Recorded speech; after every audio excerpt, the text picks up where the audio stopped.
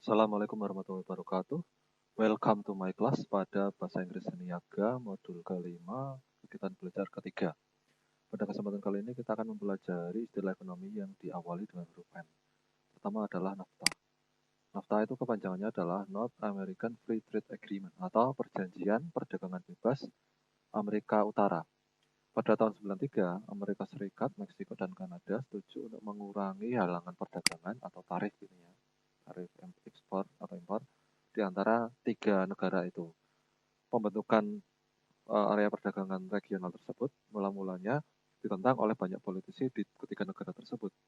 Di Amerika Serikat dan Kanada, mereka takut bahwa NAFTA akan mengurangi jumlah pekerjaan karena pengusaha-pengusaha akan memindahkan lokasi perusahaannya ke Meksiko. Tapi setelah beberapa tahun di awal perjanjian, ternyata hasil studi menyatakan bahwa pendapatan ekonomi yang didapatkan itu jauh melebihi biaya-biaya yang dikeluarkan.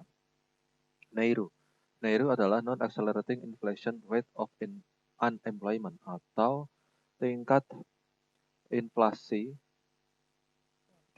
maksudnya tingkat pengangguran yang tidak menyebabkan kenaikan inflasi. Jadi ini adalah sebuah teori di mana ada seorang ahli ekonomi yaitu ini namanya Phillips ya, yang mengadakan penelitian di Amerika Serikat dan di Inggris dan menyatakan bahwa pada tingkat angka pengangguran tertentu itu ternyata tidak mempengaruhi inflasi, sehingga ada istilah tingkat pengangguran natural atau tingkat pengangguran alami, dan itulah salah satu dari konsep dari NAIRU tersebut. Oke, ya kemudian yang selanjutnya Nash Equilibrium. Nash Equilibrium itu adalah konsep di sebuah teori permainan di mana setiap pemain itu berusaha menjalankan strategi terbaiknya karena mereka semua tahu strategi dari pemain-pemain yang lain. Ketika keseimbangan Nash itu tercapai, tidak ada orang yang bisa mendapatkan hasil yang lebih tinggi dengan strategi apapun. Dinamakan Nash Equilibrium karena penemunya atau penggagasnya adalah John Nash, adalah seorang ahli matematika dan pemenang Nobel di bidang ekonominya. Nation building adalah pembangunan ekonomi. Menciptakan sebuah negara yang bekerja untuk semua orang, bukan, saya ulangi ya, pembangunan nasional atau nation building itu adalah penciptaan negara yang bisa berjalan setelah sebelumnya tidak berjalan negara tersebut atau sebelumnya negara gagal ya. Contohnya adalah negara yang sebelumnya ambruk, contohnya Uni Soviet, atau mungkin negara yang hancur karena perang, contohnya Irak, atau negara yang gagal dari awalnya karena tidak pernah berfungsi sebagai negara karena terlalu banyak perang saudara, misalnya Afghanistan. Untuk mentransformasikan sebuah negara gagal, mereka harus bisa menegakkan hukum ya. Kemudian juga menciptakan pemerintahan yang legitimate, yang sah, dan kemudian juga menciptakan institusi sosial yang efektif. Juga menciptakan mata uang yang kredibel yang bisa digunakan, kemudian juga menciptakan ekonomi pasar yang berjalan juga. Pembangunan nasional itu kadang jarang berhasil ya, dan kadang sulit, terutama ketika ada perbedaan etnis yang mendalam, perbedaan agama yang mendalam, atau perbedaan politik yang terlalu mendalam di dalam populasi tersebut. Kemudian yang paling berhasil itu adalah ya Marshall Plan pada tahun 1947 setelah Perang Dunia Kedua, di mana negara-negara Eropa itu diberi bantuan oleh Amerika Serikat dalam bentuk 13 miliar dolar gitu ya. Kemudian yang juga sering membantu negara-negara untuk pembangunan nasionalnya itu adalah contohnya adalah World Bank ya, atau Bank Dunia. Kemudian national debt itu adalah utang nasional. Itu adalah semua pinjaman dari pemerintahan suatu negara ya, termasuk juga pemerintahan nasional dan pemerintahan lokal. Kalau di Indonesia tidak ada ya pemerintahan lokal, adanya pemerintahan provinsi dan kabupaten. Kalau di Amerika mungkin bisa ya, negara bagian itu meminjam ke negara lain. Utang nasional itu juga bisa disebut juga sebuah beban ya, meskipun utang publik atau utang pemerintah itu juga mempunyai manfaat ekonomi. Ya. Tapi kadang-kadang suatu generasi berutang dan menjadi beban bagi generasi berikutnya, terutama kalau hutangnya tersebut tidak diinvestasikan dengan bijak. Seperti kita ketahui ada sebuah golden rule yang pernah kita pelajari di pertemuan-pertemuan sebelumnya, bahwa sebuah utang itu bagus kalau diinvestasikan. Hutang nasional itu juga diberi definisi total dari semua uang yang dicetak oleh pemerintahan tapi belum dibayarkan. Ya, ini juga merupakan berbeda dari defisit anggaran pemerintah ya. Beda dengan defisit anggaran. Tahun 99 pemerintah Amerika itu mengatakan mereka punya surplus anggaran besar. Tapi ternyata hutang nasionalnya itu separuh dari GDP-nya, separuh dari gross domestic produknya, utangnya itu ya. Karena begini, kalau pemerintah Amerika itu ketika mereka hutang itu artinya mereka mencetak uang ya, cetak uang. Dan cetak uang itu ini atas dasar obligasi negara. Jadi obligasi Bank Federal Amerika Serikat yang nanti dibeli oleh negara-negara lain. Cina, Jepang, dan negara-negara Eropa lain itu sering membeli obligasi dari pemerintah Amerika Serikat. Dan itu namanya adalah hutang negara, meskipun sifatnya itu berupa jatuh temponya lama ya. Seperti itu. Kemudian national income. National income itu adalah segala sesuatu yang diproduksi, kemudian didapatkan atau dibelanjakan atau dihabiskan di dalam suatu negara. Ini biasanya juga untuk menghitung apa istilahnya GDP juga. Nasionalisasi. Nationalization itu adalah ketika pemerintah mengambil kepemilikan dari sebuah atau banyak bisnis swasta ya. Dulu nasionalisasi itu populer pada tahun 45 hingga tahun 1980. Kemudian setelah tahun 1980 yang populer itu adalah privatisasi. Privatisasi itu adalah kebalikan dari nasionalisasi ya. Kalau nasionalisasi itu pengambil alihan peran swasta oleh pemerintah, kalau privatisasi itu pihak swasta itu mengambil alih peran pemerintah. Ya, kebalikannya. Alasannya macam-macam nasionalisasi itu ya. Karena misalnya ada ideologi sosialis yang mencoba untuk menyembuhkan atau mengatasi kegagalan pasar. Ternyata kegagalan pasar misalnya apa? Misalnya adalah barang-barang yang harusnya murah, tapi kemudian gagal disediakan secara efektif oleh pihak swasta, maka disediakan oleh pemerintah. Begitu ya. Misalnya aja beras ya. Beras itu ada badan urusan logistik di Indonesia, di mana badan urusan logistik itu sebenarnya tujuan utamanya adalah untuk menstabilkan harga beras. Di mana supaya harga beras itu tidak terlalu membumbung tinggi sehingga bisa terjangkau oleh masyarakat.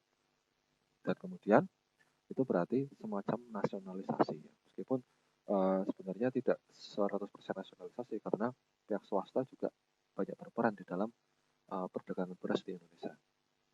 Kemudian performa atau kinerja dari nasionalisasi itu kadang-kadang jelek ya dibandingkan dengan swasta. Karena pihak yang dinasionalisasi itu menikmati monopoli yang diproteksi oleh pemerintah. Dan ketika ada kekurangan kompetisi, ada kekurangan persaingan, maka berarti perusahaan-perusahaan tersebut akan menghadapi sedikit tekanan untuk efisiensi. Jadi mereka tidak terlalu efisien karena tidak ada yang menekan ya. Selain itu, politisi juga sering campur tangan dalam keputusan-keputusan manajemen. Ya. Sehingga sulit untuk manajemen itu misalnya mengadakan perampingan perusahaan atau pengurangan pekerja dan lain sebagainya. Apalagi kalau di dalam perusahaan yang dinasionalisasi tersebut, perserikatan kerjanya itu kuat. Ya. Kemudian, meskipun privatisasi itu tidak seluruhnya menguntungkan, namun ada keuntungan privatisasi itu karena mendorong adanya efisiensi. Semakin diprivatisasi berarti semakin banyak persaingan, dan ketika ada banyak persaingan maka para perusahaan swasta yang berusaha memberikan produk terbaik itu akan mengadakan efisiensi pasar yang lebih baik juga, sehingga diuntungkan juga pada akhirnya adalah konsumen. Natural monopoly itu adalah monopoli alami. Ini terjadi ketika sebuah perusahaan itu lebih untung atau lebih efisien kalau mereka menguasai seluruh pasar. Contoh, Misalnya PDAM ya. PDAM misalnya beroperasi di sebuah daerah. Mereka menguasai seluruh jaringan pipa di daerah tersebut. Karena kalau ada perusahaan lain yang masuk, justru akan terjadi kesemrawutan. Misalnya ada pipa-pipa yang tidak kompatibel, ada kerusakan jalan yang lebih banyak dan lain sebagainya karena penggalian pipa dan lain sebagainya. Sehingga dengan adanya satu perusahaan yang menguasai seluruh bidang ini adanya monopoli ini, maka lebih efisien dalam uh, lebih efisien dalam produksi dan distribusi dari barang atau jasanya itu sendiri. Kemudian natural rate of unemployment atau tingkat pengangguran natural alami ya. Artinya adalah ini adalah sebuah hipotesis ya, di mana ada sebuah kurva Phillips ya, ini ya, kurva Phillips saya sudah sebut tadi, WA Phillips itu ya, yang menyatakan bahwa pemerintah itu bisa mengurangi tingkat pengangguran kalau mereka mau memperbolehkan inflasi lebih tinggi sedikit. Jadi ketika pemerintah itu mengizinkan adanya inflasi lebih sedikit, maka tingkat pengangguran itu akan turun. Tapi kemudian dibantah oleh Milton Friedman yang menyatakan bahwa ketika pemerintah itu meningkatkan inflasi, pengangguran turun, itu hanya terjadi sementara saja. Karena sebenarnya kata Milton Friedman ini ada istilah dari tingkat pengangguran natural, tingkat pengangguran yang apa istilahnya alami ya. Ada equilibrium, ada tingkat alami penganggurannya yang tidak ditentukan oleh jumlah permintaan di dalam ekonomi, tapi ditentukan oleh struktur dari pasar tenaga kerja. Ya, pasar tenaga kerja. Jadi pasar tenaga kerja itu menentukan tingkat pengangguran. Jadi misalnya begini, kalau pasar tenaga kerja itu menyatakan bahwa sudah ada UMR, ya, dan ternyata UMR dinaikkan, maka justru akan menaikkan tingkat pengangguran itu bukan karena orangnya tidak dapat kerja, tapi orangnya menolak bekerja dengan upah yang tadinya yang di tempat-tempat yang lebih rendah dari UMR tersebut. Maka ini disebut dengan struktur dari pasar kerja. Sehingga menurut Milton Friedman itu ada yang namanya tingkat pengangguran natural, tingkat pengangguran alami. Bukan karena semata-mata ditentukan oleh supply and demand saja, tapi ditentukan oleh kemauan orang yang mau kerja itu. Orangnya memang bukan tidak dapat kerja, tapi memang tidak mau kerja, seperti itu ya. Kemudian ada istilah juga NAIRU ya. NAIRU itu berarti non accelerating inflation rate of unemployment. Artinya tadi sudah saya jelaskan yaitu tingkat pengangguran yang tidak menyebabkan percepatan inflasi. Pada awalnya NAIRU itu dianggap sebagai salah satu bagian untuk penentuan kebijakan makroekonomi ketika tidak bisa menaklukkan unemployment, tidak bisa menaklukkan pengangguran. Ya. Awal-awalnya adanya NAIRU itu dipakai untuk membenarkan adanya tindakan ketika pemerintah tidak ngapa-ngapain, pemerintah itu tidak melakukan apa-apa ketika pengangguran itu naik 10%. Ya. Pada tahun 1980-an atau 1990-an. Namun, estimasi-estimasi para ahli itu berbeda-beda ya. Maka para ahli itu kemudian berusaha untuk mengurangi tingkat penganggurannya atau mempertanyakan kenapa kok terjadi tingkat pengangguran yang naik. Ternyata tadi sudah dijelaskan oleh Milton Friedman ya, karena adanya labor market flexibility. Adanya UMR atau level of wages ya. Jadi ada banyak sebab di mana tingkat pengangguran itu kok bisa naik padahal tidak ada perbedaan antara supply and demand-nya, tapi mungkin karena fleksibilitas dari pasar kerjanya itu berbeda-beda. Adanya berasal dari kemauan orang yang mau kerja itu sendiri. Negative income tax itu adalah sistem pemajakan di mana subsidi pendapatan itu diberikan pada orang atau keluarga yang di bawah garis kemiskinan. Maksudnya berarti ini negatif ya. Artinya pajaknya itu negatif, artinya justru mereka itu diberi insentif, diberi subsidi. Ya, ini adalah sebuah cara untuk membangun redistribusi atau subsidi silang. Ya, subsidi silang, di mana orang kaya itu atau orang yang berpenghasilan lebih tinggi itu memberikan pajak yang kemudian pajaknya itu dibagi-bagi secara tidak langsung pada orang-orang yang di bawah garis kemiskinan. Keuntungannya adanya redistribusi ini dari redistribusi pajak atau subsidi silang pajak ini itu adalah karena pertama orang yang dibantu itu akan tidak begitu merasa less stigma. Wah, saya dapat bantuan dari pemerintah bukan dari tetangga saya. Mereka tidak akan merasa terlalu membebani seperti itu ya. Kemudian juga tapi juga ada apa namanya? Kerugiannya juga. Kerugiannya itu karena akan mengurangi semangat orang untuk bekerja untuk mendapatkan penghasilan tambahan. Wah, saya nunggu BLT saja misalnya, atau saya menunggu subsidi dari pemerintah saja, karena toh akhirnya dapat itu juga akan uh, mengurangi dari inisiatif atau motivasi orang untuk bekerja mendapatkan penghasilan tambahan itu ya. Kemudian neoclassical economics atau ilmu ekonomi neoklasik. Ini adalah aliran ilmu ekonomi yang mengembangkan ide dari pasar bebas dari aliran ekonomi klasik ke dalam model skala penuh tentang bagaimana cara kerja sebuah ekonomi itu. Ahli yang paling terkenal itu adalah Alfred Marshall, yaitu bapak pendiri dari analisis marginal. Analisis marginal kita sudah membahas dulu, ada marginal revenue, ya, marginal cost, di mana ketika produk maksimal, jumlah produksi maksimal itu berarti marginal revenue harus sama dengan marginal cost. Ini yang analisisnya itu dari Alfred Marshall. Ya. Pemikiran neoklasik itu biasanya berasumsi bahwa pasar itu cenderung mengarah kepada keseimbangan. Tapi ternyata ini ditentang oleh Keynes dan menjadi tidak populer lagi selama masa-masa keemasan Keynes setelah Perang Dunia Kedua. Tapi berkat adanya Milton Friedman, banyak ide-ide neoklasik itu menjadi makin diterima lagi. Karena ide-ide dari Milton Friedman. Seperti kita ketahui bahwa tadi Keynes itu adalah seorang yang lebih condong kepada fiskal, kalau yang Milton Friedman cenderung kepada moneter, ya, pendekatan moneter.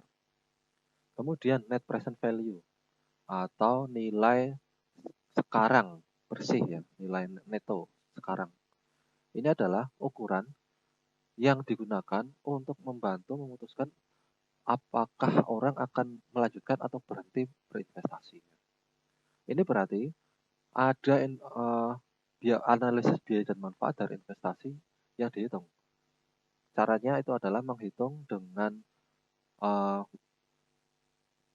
harapan keuntungan atau manfaat dari investasi ini pada masa kini dan pada masa depan. Jadi diperbandingkan. Ya. Kemudian ditambahkan juga semua biaya yang yang diperkirakan untuk masa kini dan masa depan. Ya. Kemudian juga diperbandingkan dengan cash flow atau aliran cash masa depan dengan diskon atau tingkat suku bunga sekarang ya, yang sesuai. Kemudian kurangi semua biaya dari semua keuntungan atau semua manfaat.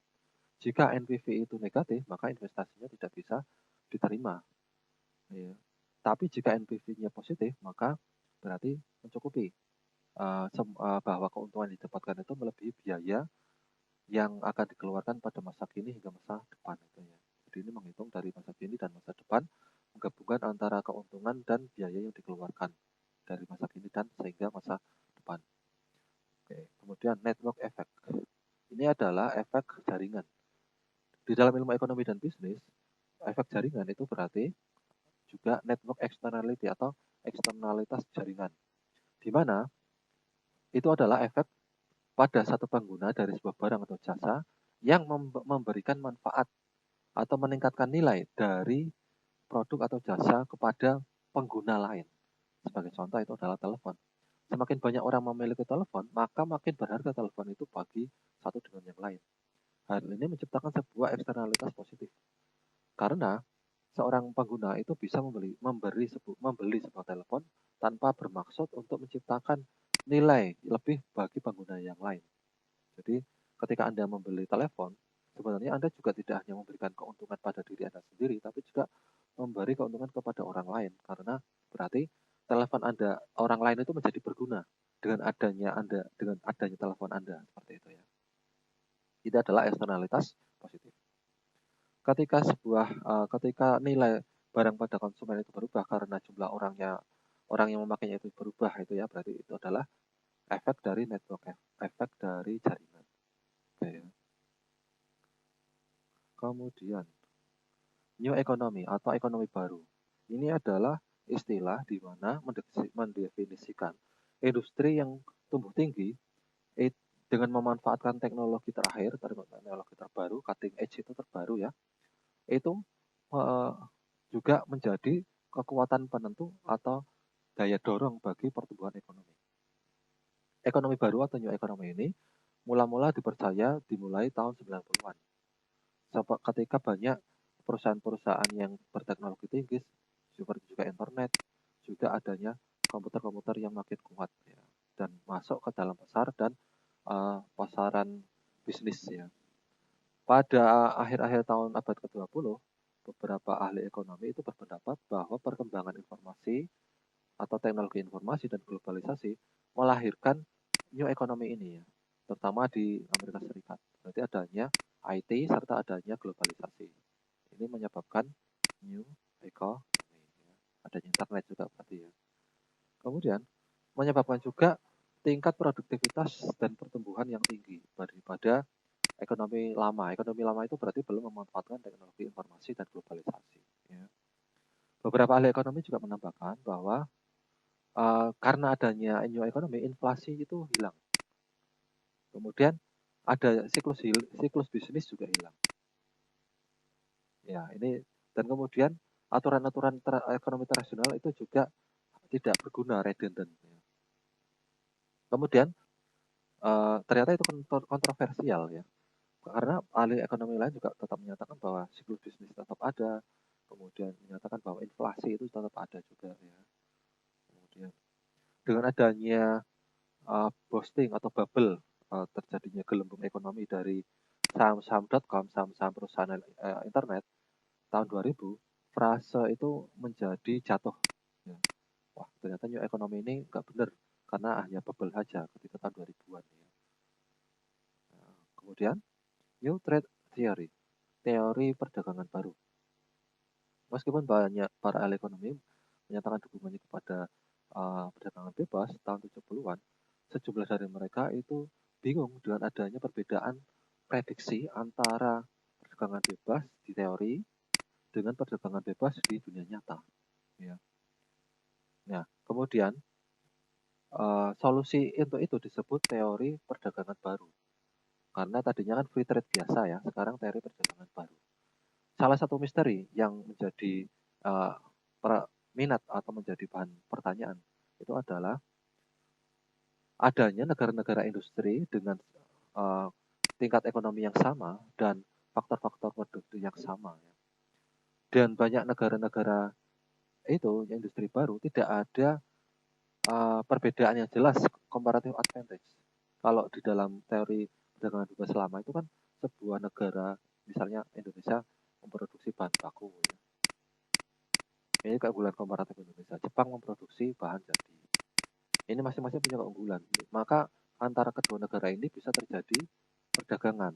Tapi ternyata yang lebih sering timbul itu adalah ketika negara-negara tersebut justru memiliki perbedaan yang tidak terlalu mencolok. Misalnya negara-negara di Eropa, misalnya Perancis dengan Jerman misalnya. Perancis dan Jerman itu kekuatan ekonominya hampir sama dan mereka itu justru lebih banyak terlibat dalam bidang ekonomi. Maksudnya jual beli, ekspor impornya. Ya. Karena kenapa? Karena ini harusnya kalau menurut teori lama itu nggak terjadi karena perbedaannya kan harusnya mencolok. Kalau mereka perbedaannya kok sedikit tapi kok bisa menjalankan perdagangan dengan lebih baik seperti itu ya. Dan dijelaskan ya oleh teori ekonomi baru ini oleh Paul Krugman di MIT. Massachusetts Institute of Technology menyatakan itu adanya karena pembagian unit kerja itu menurunkan unit biaya. Biaya per unitnya itu turun. Semakin besar perusahaan, economies of scale itu ya tidak kompatibel dengan kompetisi yang sempurna yang diasumsikan oleh teori tradisional tersebut ya. Jadinya kalau perusahaannya semakin besar itu tidak kompatibel dengan perfect competition menurut teori yang baru. Sebuah asumsi yang lebih realistis itu bahwa banyak pasar itu lebih cenderung ke monopoli. Karena perusahaan itu semakin besar, maka mereka akan memiliki keunggulan apa istilahnya tingkat biaya per unit itu makin kecil. Sehingga ada dengan ketika mereka makin besar mereka bisa memonopoli. Kemudian juga dengan semakin besarnya tingkat perusahaan tersebut, maka perusahaan tersebut bisa mencapai negara-negara lain dan makin besar lagi, sehingga makin menguntungkan konsumen, para pekerjanya, dan para pemegang sahamnya. Ya ini penjelasan pertama ya. Penjelasan pertama itu adalah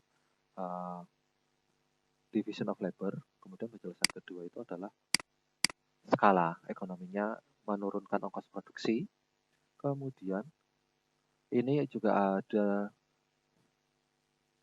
ada yang ketiga ya. Yang ketiga ini adalah penjelasannya kenapa kok istilahnya prediksi-prediksi ekonomi lama itu tidak berjalan. Itu karena adanya liberalisasi itu mudah dicapai kalau kedua negara itu memiliki produk yang hampir serupa. Contohnya adalah Amerika Serikat dan Kanada. Itu produk-produknya hampir sama sehingga tidak akan banyak komplain, tidak hambatan perdagangannya itu kecil. Beda misalnya antara Meksiko dengan Amerika. Meksiko hambatan perdagangan dengan Amerika itu harus ada karena Meksiko itu produktivitasnya rendah, Amerika produktivitasnya tinggi. Ya, itulah sebabnya ada 3 alasan yang menyebabkan gagalnya prediksi dari teori ekonomi perdagangan yang lama ya. Pertama itu adanya pembagian pekerjaan, menurunkan berarti menurunkan unit cost-nya. Nomor 2 juga semakin besar perusahaan skalanya itu berarti makin juga menurunkan unit cost-nya. Yang ketiga itu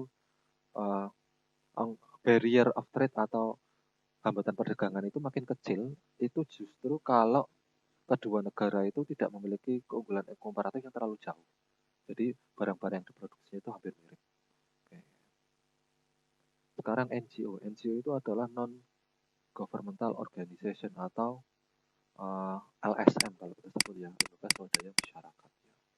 Ini mulai timbul sejak adanya demokrasi ya, adanya perubahan teknologi, ada runtuhnya komunisme dan adanya globalisasi. Adanya ini 1, 2, 3, 4 faktor ini mendorong timbulnya NGO atau LSM di mana-mana ya.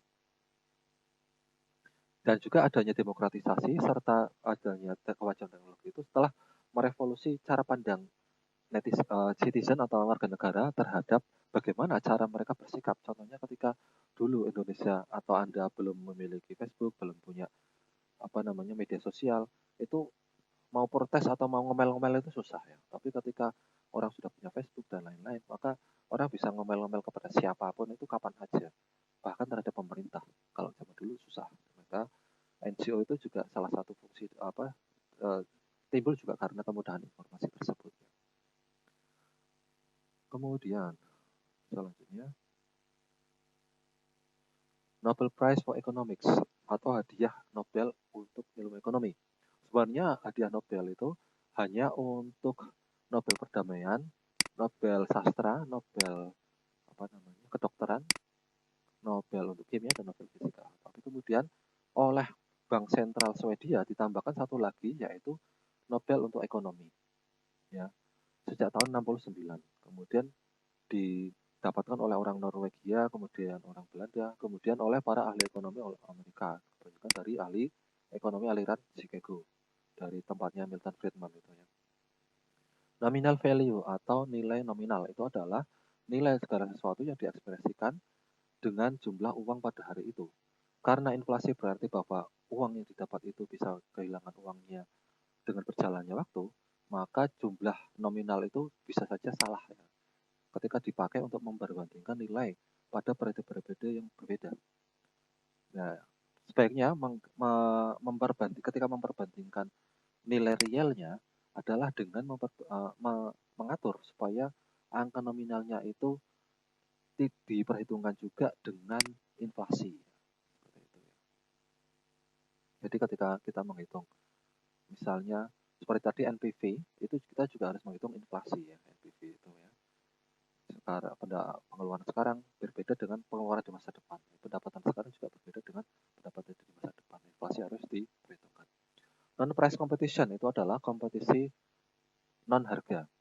Itu adalah percobaan atau usaha untuk memenangkan persaingan bisnis dari rivalnya, bukan dengan cara merendahkan harga. Cara yang dipakai itu dengan cara misalnya iklan, diferensiasi produk, meningkatkan kualitas, atau memberikan hadiah atau diskon untuk pelanggan. Ya. Kompetisi non harga ini biasanya muncul ketika ada oligopoli. Oligopoli itu berarti sekelompok perusahaan itu mendominasi atau memonopoli pasaran. Karena mereka berpura-pura sebenarnya, mengesankan bahwa mereka itu bersaing, padahal sebenarnya mereka itu sudah ada perjanjian di belakang layar untuk tetap menjaga harga itu tinggi. Karena kalau mereka benar-benar bersaing, harganya pasti turun.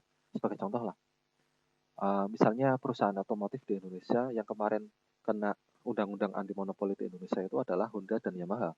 Mereka itu dikena pasal persaingan usaha, di mana mereka ditengarai telah melakukan kartel harga. Ya. Tapi apakah kemudian setelah itu harga motor dengan produk dari Yamaha dan Honda itu turun? Tidak.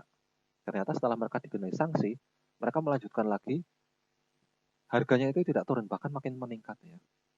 Jadi meskipun itu tidak kasat mata, maksudnya tidak bisa dibuktikan, tapi kita bisa merasakan sebenarnya. Ya.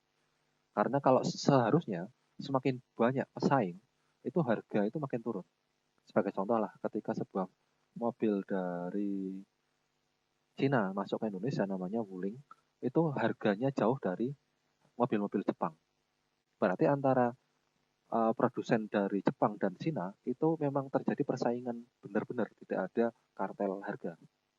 Karena mobil dari Cina dengan kualitas yang lebih unggul ternyata harganya lebih murah seperti itu ya. Kemudian normal goods itu adalah barang-barang normal, di mana ketika pendapatan orang itu meningkat, ya, maka pembelian barang-barang itu juga akan meningkat. Itu berbeda kebalikannya dengan inferior goods. Ya. Inferior goods itu ketika pendapatan orang naik, maka mereka akan makin sedikit membeli barang tersebut.